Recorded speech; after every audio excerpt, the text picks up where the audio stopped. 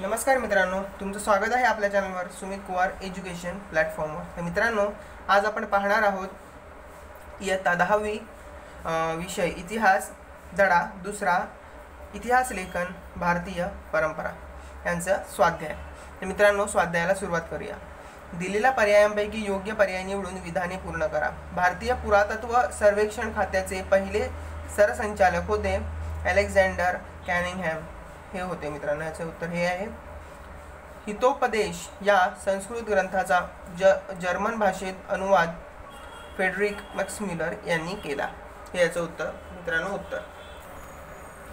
पुढील पैकी चुकीची जोडी दुरुस्त करून पुन्हा लिहा। हू वेअर द शूद्राज वंचितांचा इतिहास हे बरोबर आहे। स्त्री पुरुष तुलना स्त्रीवादी लेखन बरोबर आहे।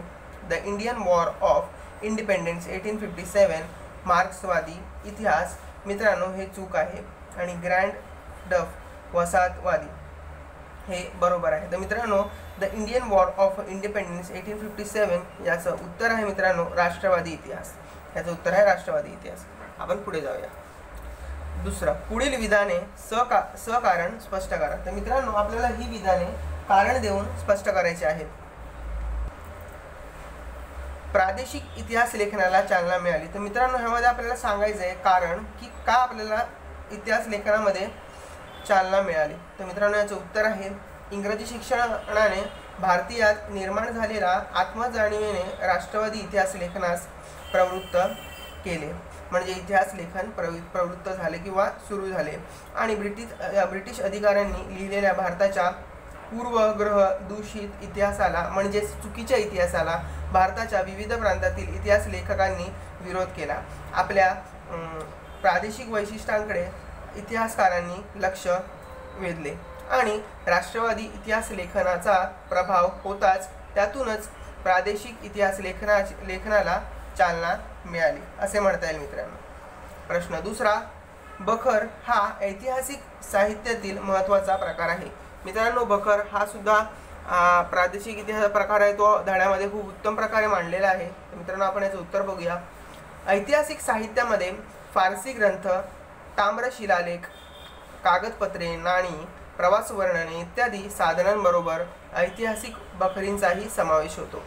बखरी हे योद्ध्यांचे गुणगान गात असत आणि ऐतिहासिक घडामोडी यांची वर्णने यामध्ये असत। थोर पुरुषांची चरित्रे म्हणजे त्यांविषयीची जी माहिती आहे आणि त्या काळातील नगरांची वर्णने असत। तत्कालीन सामाजिक, आर्थिक, धार्मिक आणि जीवनाचे चित्र रंगवलेले त्यामध्ये असते।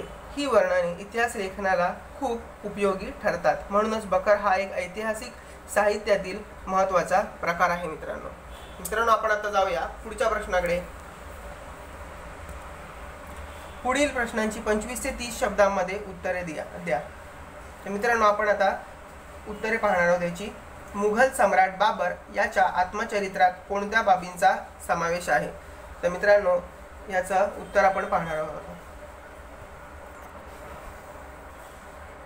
की बाबराने आपल्या तुझुक-ई-बाबरी या आत्मचरित्रामध्ये काही बाबींचं वर्णन केलेलं आहे।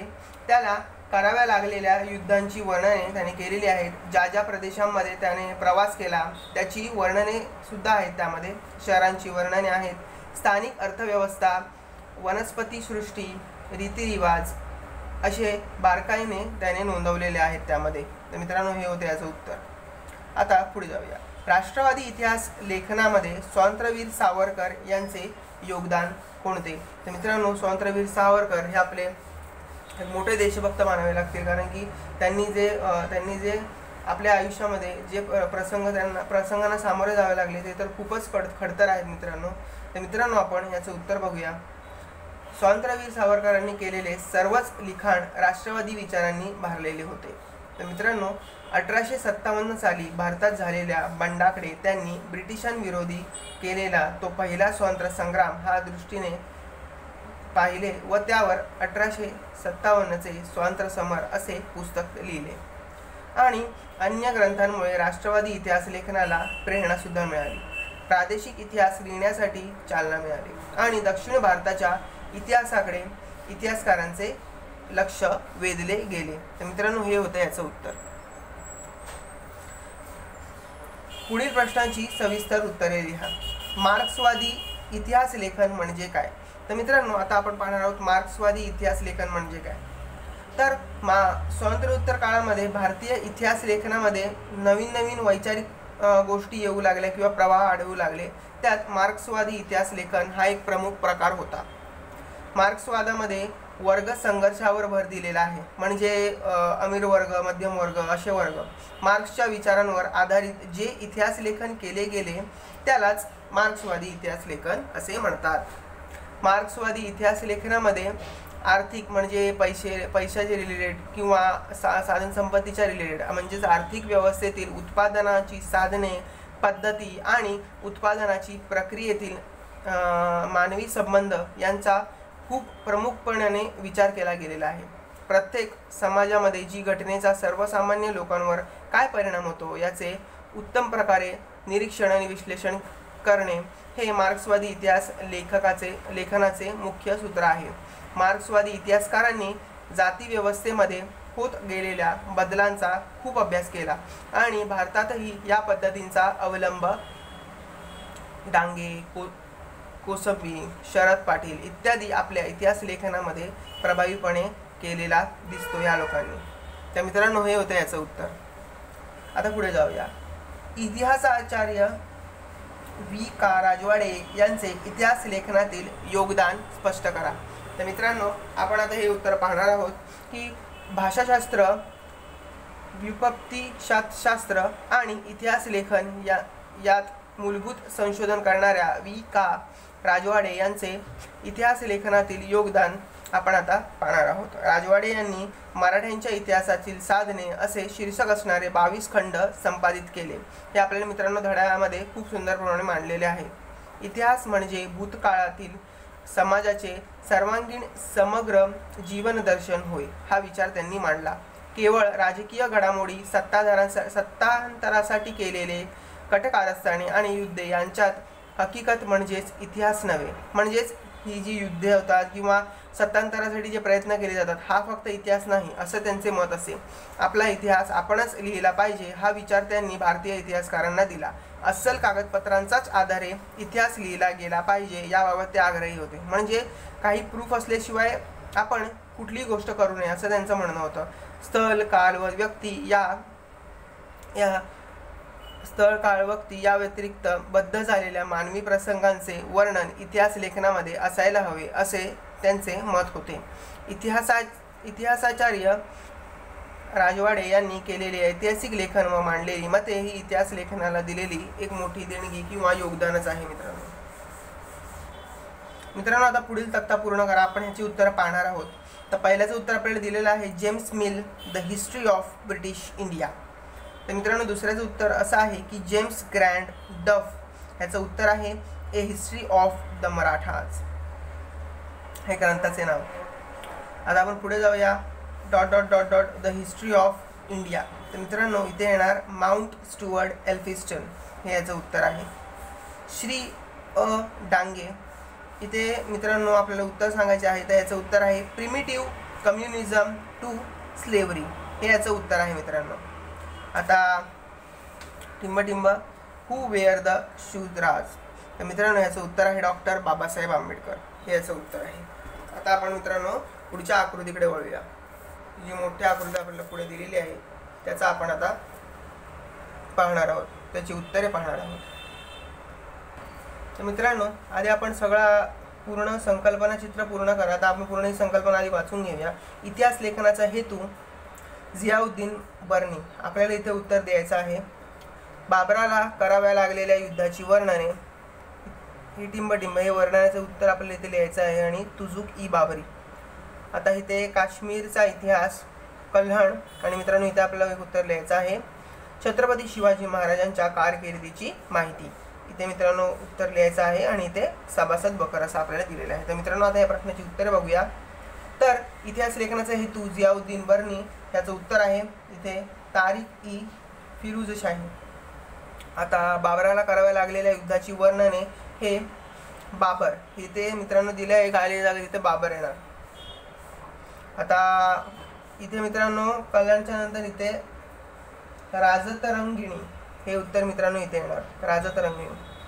आता मित्रांनो छत्रपती शिवाजी महाराजांच्या कारकिर्दीची माहिती कृष्णाजी अनंत सभासद, त्यामुळे इथे झाले सभासद बखर, कृष्णाजी अनंत सभासद. तर मित्रांनो इथे मध्ये काय येणार तर मुस्लिम इतिहासकार ग्रंथ व हेतू, हे मित्रांनो इथे मध्ये येणार, मुस्लिम इतिहासकार ग्रंथ व हेतू. आता मित्रांनो पुढे जाऊया. पुढील संकल्पना स्पष्ट करा. मित्रांनो आता आपल्याला पुढील संकल्पना सगळ्या स्पष्ट करायच्या आहेत. पाश्चात्यवादी इतिहास लेखन. तर मित्रांनो याचं उत्तर आपण बघूया. आता पाश्चात्यवादी इतिहास लेखन 18व्या शतकाच्या उत्तरार्धामध्ये युरोपामधील अभ्यासकांमध्ये पूर्वेकडील संस्कृती आणि देश यांच्याबद्दल कुतूहल आणि आपण म्हणू शकतो इंटरेस्ट निर्माण होत झाले. या कुतूहलपोटी भारतीय संस्कृतीचा अभ्यास करणाऱ्या अभ्यासकांना पाश्चात्यवादी अभ्यासक असे म्हणतात. या पाश्चात्यवादी अभ्यासकांनी भारतीय संस्कृती, इतिहास येथील विविध भाषा व धर्म यांचा अभ्यास करून इतिहास लेखन केले. या लेखनालाच पाश्चात्यवादी इतिहास लेखन असे म्हणतात. या पाश्चात्यवादी अभ्यासकांत छुपी साम्राज्यवादी वृत्ती दडलेली असल्याने त्यांनी पूर्वग्रहदूषित दृष्टिकोन ठेवूनच भारताच्या इतिहासाचे लेखन केले. मित्रांनो 2 राष्ट्रवादी इतिहास लेखन. राष्ट्रवादी इतिहास लेखन. तर मित्रांनो आपण त्याचे उत्तर पाहणार आहोत. 19व्या शतकामध्ये भारतात इंग्रजी शिक्षण पद्धती सुरू झाल्या होत्या आणि या पद्धतीत शिकून तयार झालेल्या इतिहासकारांना भारताच्या वैभवशाली प्राचीन इतिहासाविषयी जाण आली. आत्मजाणीव निर्माण झालेल्या या इतिहासकारांनी भारताविषयी जे इतिहास लेखन केले या लेखनासच राष्ट्रवादी इतिहास लेखन असे म्हणतात. आणि या लेखनामध्ये इतिहास लेखकांनी पाश्चात्यवादी लेखकांचा पूर्वग्रहदूषित इतिहास लेखनाला विरोध केला. म्हणजे जे त्यांनी चुकीचे इतिहास आपल्यासमोर मांडला होता भारताचा, तो आपल्या भारतीय लेखकांनी त्यांना विरोध केला.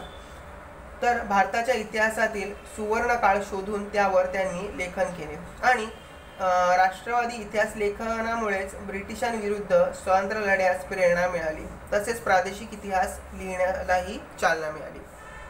मित्रांनो 3रा प्रश्न बघूया. वंचितांचा इतिहास. वंचित म्हणजे जे आपण म्हणू शकतो की पाठच्यावेळी जे शूद्र होते, शूद्र मानले जायचे लोक, जे कमी जातवाले होते, तेच म्हणजे वंचित लोक मित्रांनो असं म्हणता येईल. समाजाने ज्यांना सर्व अधिकारांपासून वंचित ठेवले म्हणजे दूर ठेवले किंवा त्यांना ते उपभोगू दिले नाही, उपेक्षित ठेवले, अशा समूहाच्या इतिहासालाच वंचितांचा इतिहास असे म्हणतात. मार्क्सवादी इतिहास लेखनाच्या परंपरेतून वंचितांचा इतिहास लिहिण्याची परंपरा सुरू झाली. आणि इटालियन तत्त्वज्ञ अँटोनियो ग्रामची याने इतिहास लेखनाची सुरुवात समाजाच्या तळाशी असलेल्या सर्वसामान्य लोकांपासूनच करण्याची कल्पना मांडली. भारतात महात्मा फुले, आंबेडकर यांच्या लेखनामध्ये वंचितांच्या इतिहासाचा विचार दिसून येतो. लोकपरंपरा हे वंचितांच्या इतिहास लेखनाचे एक महत्त्वाचे साधन मानले जाते. तर मित्रांनो ही होती धडा 2 इतिहास विषय याचा स्वाध्याय. तर मित्रांनो तुम्हाला हा स्वाध्याय कसा वाटला मला कमेंट्समध्ये नक्की लिहून पाठवा. तुम्ही जर व्हिडिओमध्ये नवीन असाल तर आपलं चॅनल सबस्क्राईब करा आणि लाईक आणि शेअर करायला सुद्धा विसरू नका. मित्रांनो व्हिडिओ पूर्ण पाहिल्याबद्दल धन्यवाद. तोपर्यंत आपण भेटूया असेच नवीन व्हिडिओ घेऊन आणि त्यांचे स्वाध्याय सुद्धा घेऊन. तर मित्रांनो भेटूया आपण नेक्स्ट व्हिडिओमध्ये. तोपर्यंत बाय बाय.